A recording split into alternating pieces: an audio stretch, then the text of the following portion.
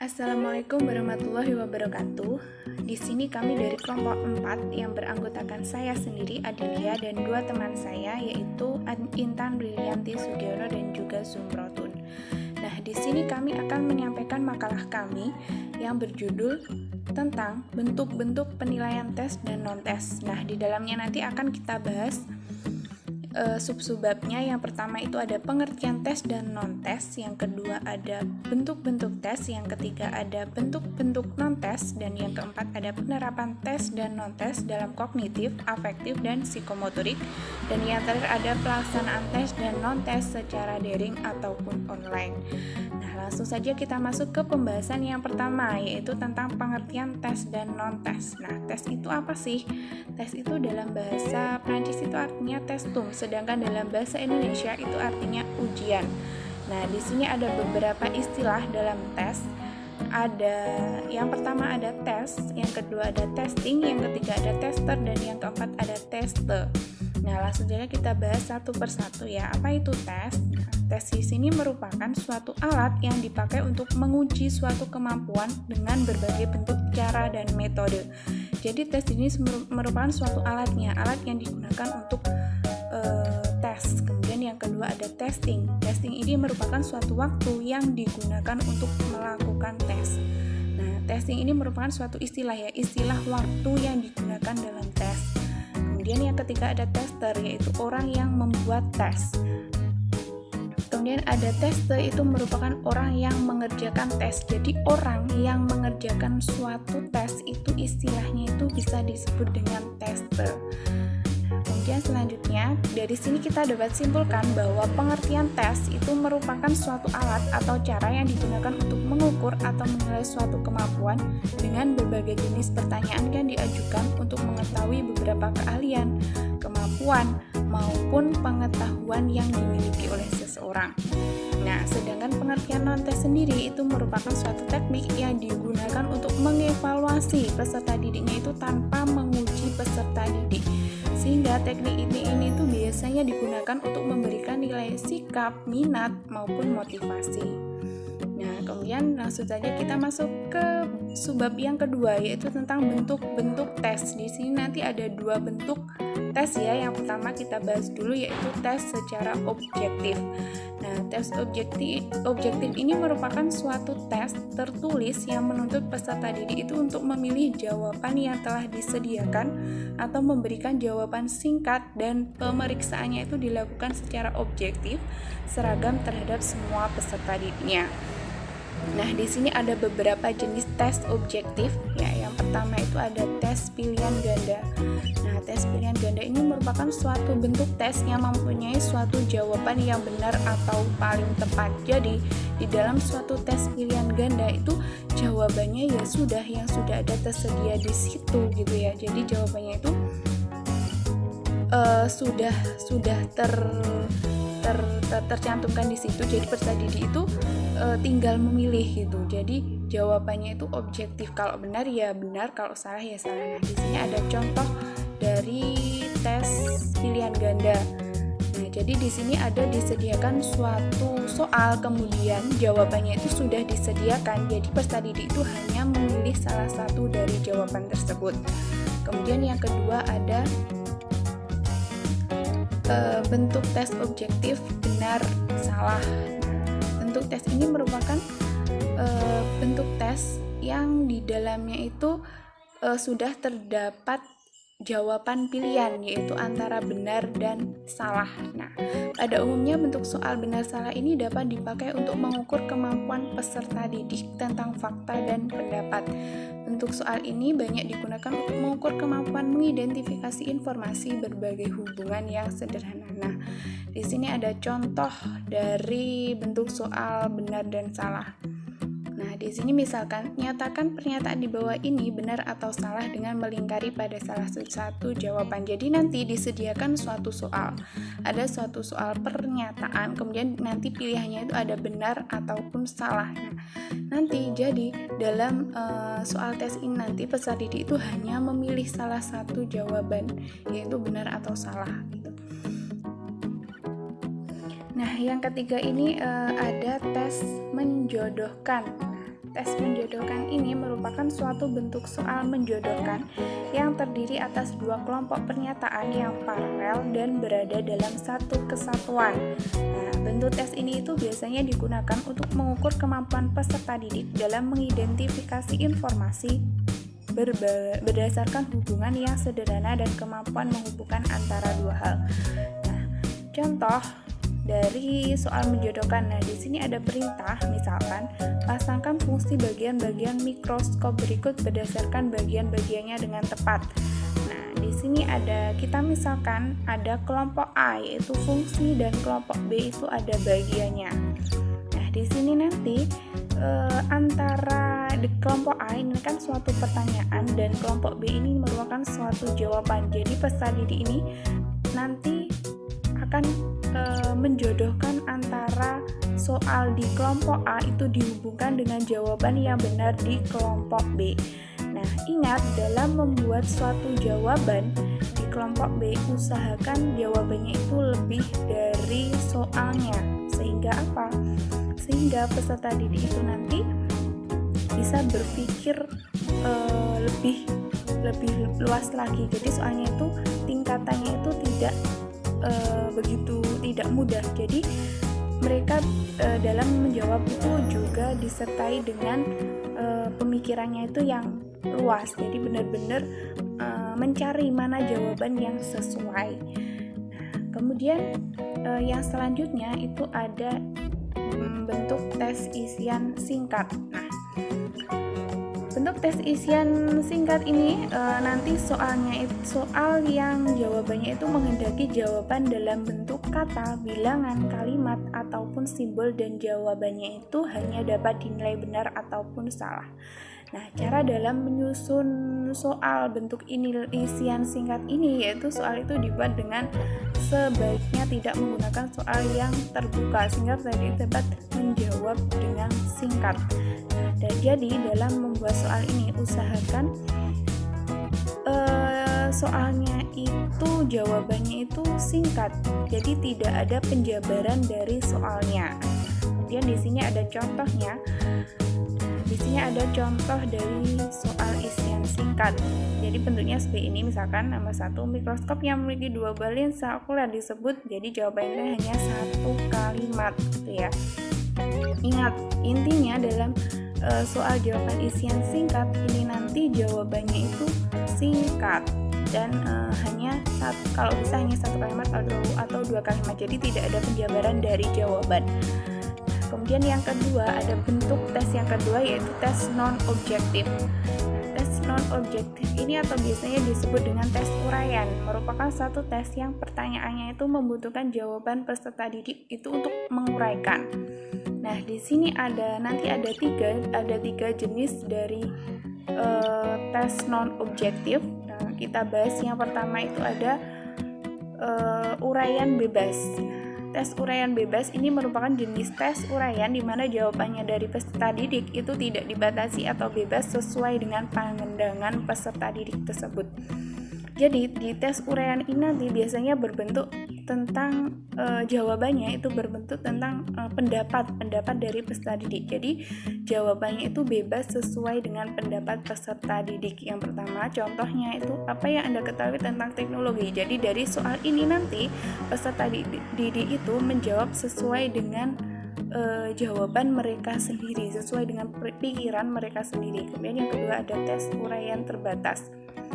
Nah, tes ini merupakan satu jenis uraian di mana peserta didik itu diberikan kebebasan untuk menjawab soal yang ditanyakan, namun arah jawabannya itu dibatasi sehingga kebebasan tersebut menjadi bebas yang terarah.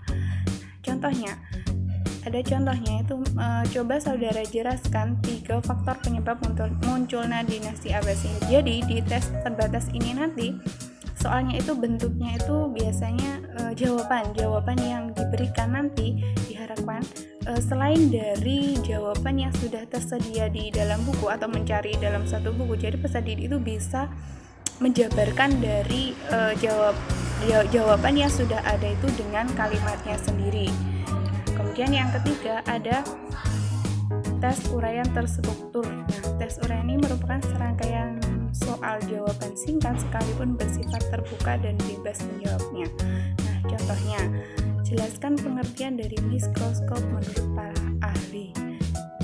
Nah, jadi nanti lebih singkatnya dari beberapa tes uraian ini nanti perbedaannya. Kalau di tes uraian bebas itu nanti jawabannya itu berdasarkan pada peserta didik, jadi berdasarkan pada pendapat dari peserta didik. Nah, kalau tes uraian terbatas itu nanti jawabannya jawaban yang dimana dia itu mencari jawaban itu di suatu buku ya misalkan. Nah, jadi nanti jawaban itu nanti bisa ditambahkan dengan pendapat mereka, dijabarkan dengan pendapat mereka. Kemudian kalau yang tes uraian terstruktur, di mana ini nanti soalnya itu jawabannya itu ya sudah yang sudah tersedia di dalam buku seperti itu. Oke, langsung saja. Saya Suminatunisya Rashidah. Di sini saya akan menjelaskan tentang teknik non-tes dan bentuk-bentuknya, kemudian penerapannya dalam pembelajaran daring kali ini. Oke. Teknik non-tes sendiri adalah teknik yang digunakan untuk mengevaluasi peserta didik tanpa menguji peserta didik secara langsung yang dimaksudkan. Nah, biasanya bahasa enaknya itu non-tes adalah bukan tes seperti tertulis, seperti ujian, ulangan harian, tugas seperti itu, tidak. Tapi non-tes di sini lebih ke untuk mengukur ranah afektif biasanya seperti itu. Jadi guru-guru itu jika mau menilai sikap, minat siswa ataupun motivasi siswa itu biasanya menggunakan jenis non-tes ini sendiri. Kemudian non-tes itu ada beberapa macam bentuk-bentuk non-tes, yaitu secara umum ya, saya akan bahas secara umum, dibagi menjadi 4, yaitu yang pertama adalah observasi, kemudian wawancara, kemudian angket, dan pemeriksaan dokumen, seperti itu. Nah, untuk observasi sendiri, yang pertama seperti yang kita tahu ya, observasi itu adalah pengamatan, seperti itu. Nah, sebenarnya secara umum juga pengertian observasi itu menghimpun bahan-bahan yang akan jadi keterangan dalam melakukan pengamatan itu sendiri. Jadi kayak kita tuh mengumpulkan bahan-bahan gitu, mengamati bahan-bahan buat dijadikan keterangan dalam kita melakukan penilaian, seperti itu. Jadi biasanya yang dinilai itu adalah fenomena-fenomena atau kegiatan, biasanya seperti itu. Jadi yang dilakukan peserta didiknya kita, entah di kelas entah di luar kelas, itu tergantung kita mau menilainya yang mana, seperti itu. Nah, tapi biasanya beberapa guru itu akan menilai ketika KBM, seperti itu. Bagaimana sih sikapnya di kelas, bagaimana sih keaktifannya, bagaimana sih caranya dia menanggapi gurunya, bagaimana sih dia caranya menanggapi teman-temannya, seperti itu. Kemudian yang kedua ada wawancara. Nah, wawancara di sini yang dimaksud adalah sama mengumpulkan bahan-bahan gitu, tapi dengan cara tanya jawab gitu.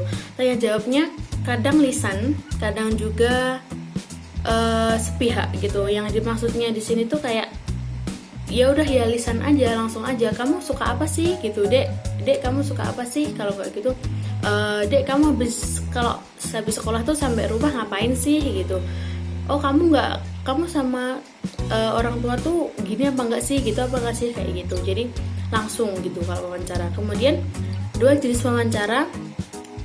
dua jenis wawancara nih yang digunakan sebagai penilaian non-tes ini, yaitu yang pertama wawancara terpimpin dan yang kedua wawancara tidak terpimpin. Nah, wawancara terpimpin itu sendiri biasanya wawancara yang terstruktur. Jadi pertanyaannya tuh udah ada. Yang pertama tuh nanti saya nanya ini dulu, terus nanti saya nanya ini, dan seterusnya. Jadi terstruktur. Nah, kalau yang tidak terpimpin itu wawancara bebas. Jadi kayak yaudah nanya-nanya aja gitu. Kalau sebenarnya kalau bahasnya sekarang wawancara tidak terpimpin itu kayak podcast, kayak talk show lah, seperti itu. Kalau terpimpin itu lebih ke wawancara formal gitu, seperti itu. Kemudian dalam kegiatan wawancara ini karena kita ngomongin soal pendidikan ya, jadi wawancara ini tuh narasumber atau subjek yang kita wawancara adalah peserta didik itu sendiri, dan guru kita itu akan menjadi kebalik, jadi peserta didik itu akan menjadi objek wawancara kita dan kita akan jadi subjek wawancaranya seperti itu. Nah,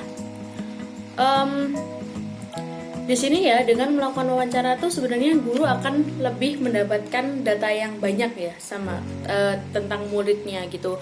Dan selain itu wawancara ini juga akan menimbulkan ikatan emosional tersendiri gitu dengan murid-muridnya seperti itu.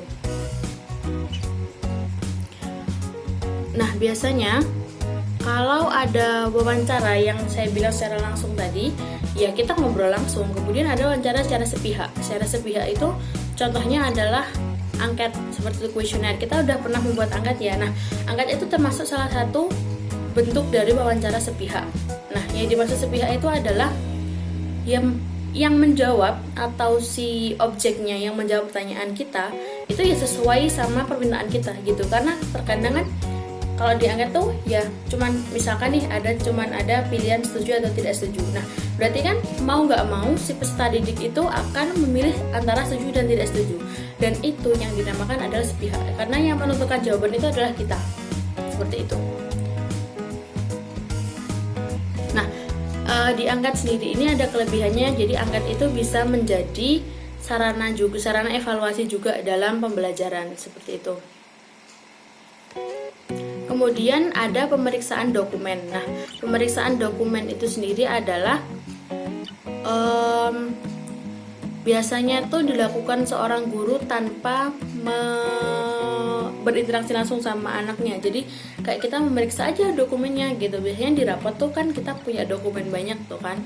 Nah, itu biasanya dia dilakukan aja dengan tanpa pengujian gitu, dengan dia cuman lihat aja gitu. Oh, anak ini tuh dulu kelahirannya tahun ini, berarti dia usianya dia segini. Terus sekolahnya dari sekolah ini loh. Oh, jauh ya ternyata. Oh, dia pernah punya prestasi ini loh ternyata. Oh, menyimpulkannya seperti ini. Kemudian, oh, si anak ini pernah tinggal kelas kayak gitu. Oh, oke, kayak gitu. Jadi kurang lebih seperti itu.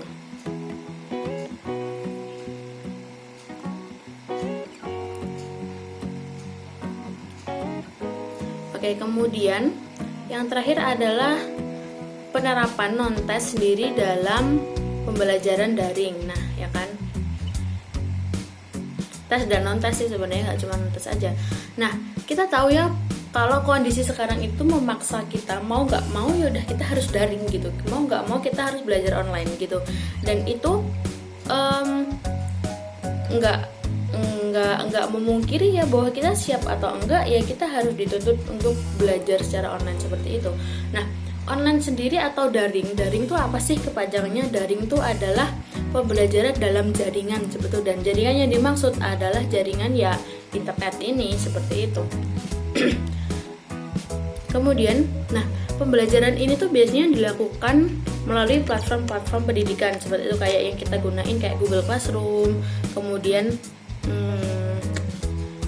Zoom juga, kemudian ada Edmodo seperti itu. Nah, selain itu kita juga bisa lewat media sosial, jadi kayak WhatsApp, kemudian ada YouTube, seperti ada Google Meet juga seperti itu. Nah, bahkan selain itu tuh kita juga menggunakan platform lokal kayak e-learning IAIN Ponorogo kayak gitu. Nah, dalam pembelajaran daring tuh sebenarnya nggak cuman kita tuh sebagai mahasiswa, sebagai murid yang pusing gitu. Jadi sebenarnya tuh dosen dan guru-guru pun juga akan pusing dengan sendirinya gitu. Harus mikir nih, saya tuh ngajarnya yang enak gimana ya biar mahasiswa saya tuh paham, biar peserta didik saya tuh paham. Jadi semuanya tuh juga berkreasi gitu sebenarnya. Nah, akhirnya selain untuk berkreasi gimana cara mengajar, dosen dan para guru tuh juga mikir, saya nanti gimana ya biasanya nilai anak-anak saya, nilai mahasiswa saya kayak gitu. Nah, jadi guru tuh juga harus mengganti metode penilaiannya juga menjadi penilaian yang daring juga. Nah, seperti kayak di materi sebelumnya ya, jadi tes sama non tes itu sama aja. Ketika daring sebenarnya semua tetap bisa dilakukan, cuman kalau daring tuh lebih ditekankan pada dua aspek, yaitu validitas.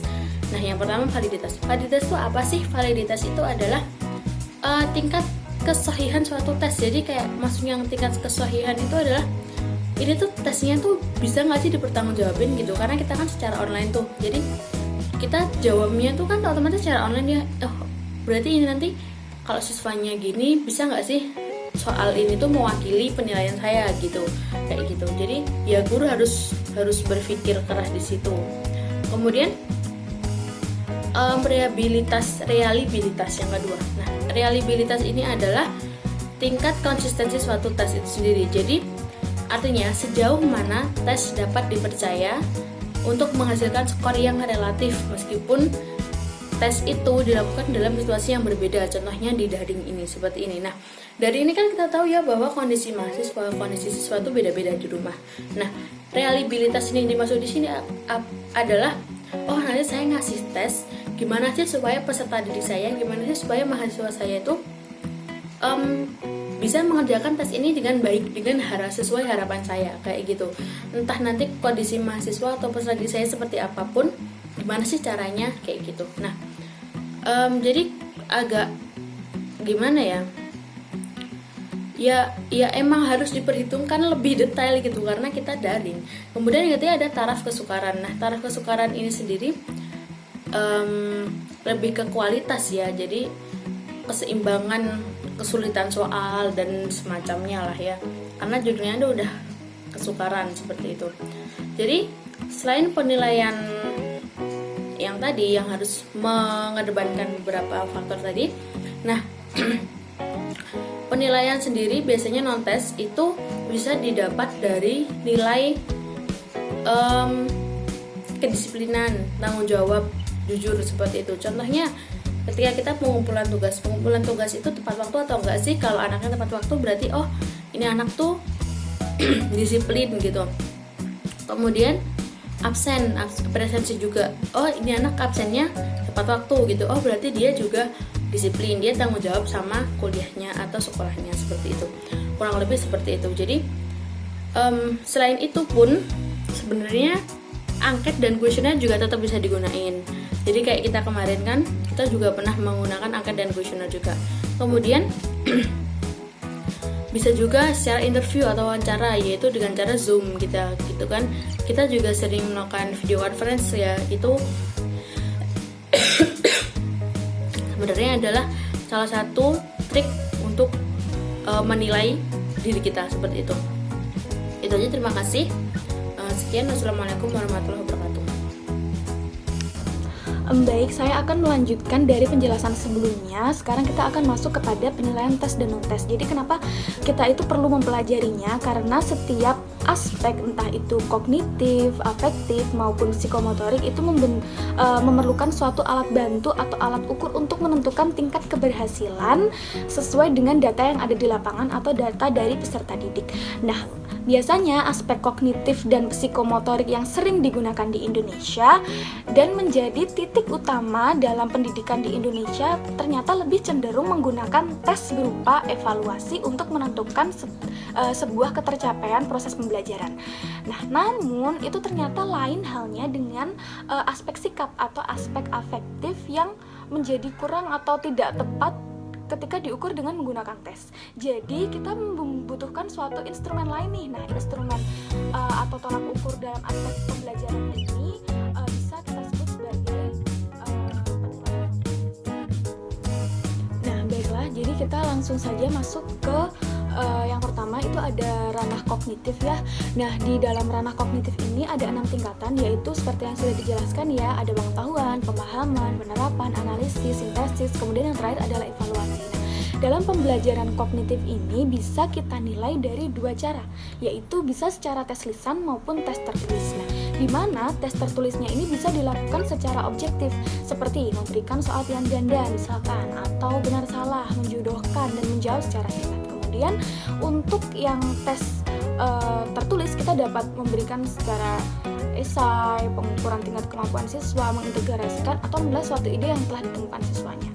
Nah, kemudian yang di ranah afektif itu ada 5 tingkatan, yaitu menerima, menanggapi, menilai, mengorganisasi, dan pembentukan pola hidup. Nah, di ranah ini kita bisa menggunakan dua cara, yaitu angket secara anonim, di mana siswa ini bisa mengisi beberapa data seperti bentuk skala, memberi yang seperti skala Thurston, skala beda semantik maupun skala Likert ya. Kemudian selanjutnya ada penilaian yang dilakukan oleh guru, di mana bisa dilakukan menggunakan pengamatan yang bersifat sistematis seperti menerima, merespon, menghargai, kemudian mengorganisasi. Nah, dan yang terakhir itu ada di ranah psikomotorik.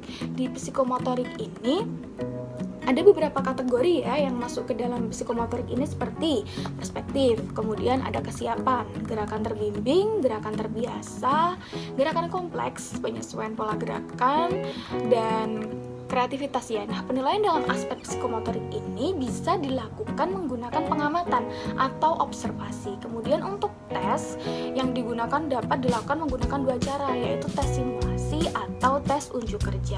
Nah, bisa langsung dilihat saja di tabelnya. Di situ kan ada tingkatan kompetensinya, contoh KKO-nya seperti apa. Misalkan di tingkat ranah kognitif ya, yang tingkat pengetahuan itu KKO-nya bisa mengenali, mendeskripsikan, menanamkan, memasangkan, seperti itu. Nah, jadi jenis-jenis tesnya ini sudah ada di tabel yang sebelahnya, itu bisa kita pilih. Ternyata ada tes lisan, pilihan berganda, urian objektif, seperti itu. Dan selanjutnya di tingkatan ranah afektif maupun psikomotorik pun sama seperti apa yang sudah saya jelaskan di atas. Dan tabel ini hanya untuk memudahkan teman-teman sekalian untuk memahami tentang bagaimana pembagian dari jenis-jenis tesnya, seperti itu. Kemudian yang selanjutnya akan dilanjutkan oleh